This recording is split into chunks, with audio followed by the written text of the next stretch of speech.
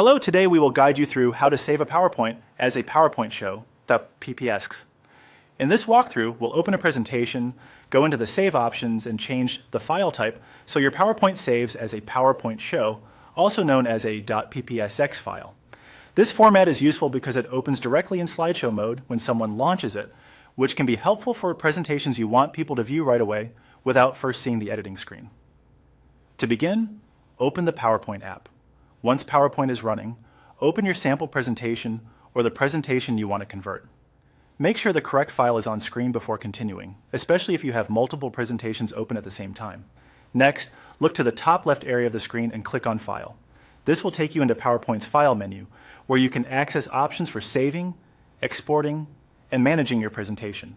From there, click on Save As. This option allows you to create a new saved version of the file instead of simply updating the current one. That's helpful here because you may want to keep your original PowerPoint file in its standard format while also creating a PowerPoint show version. When the Save As window appears, find the File Type field and click the drop-down menu.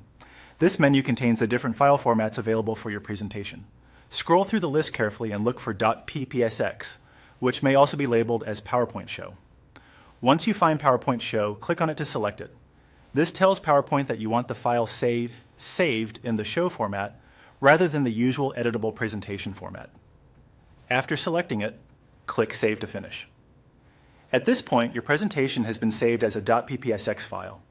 A good tip is to check the save file name and extension afterwards so you can confirm it's saved in the correct format. If file extensions are visible on your device, you should see .ppsx at the end of the file name. Also keep in mind that saving as a PowerPoint show changes how the file opens, but it does not remove the presentation content. If you need to edit it again later, you can still open it in PowerPoint and make changes. And that's it. You've successfully saved your PowerPoint as a PowerPoint show, making it ready to open directly in presentation mode.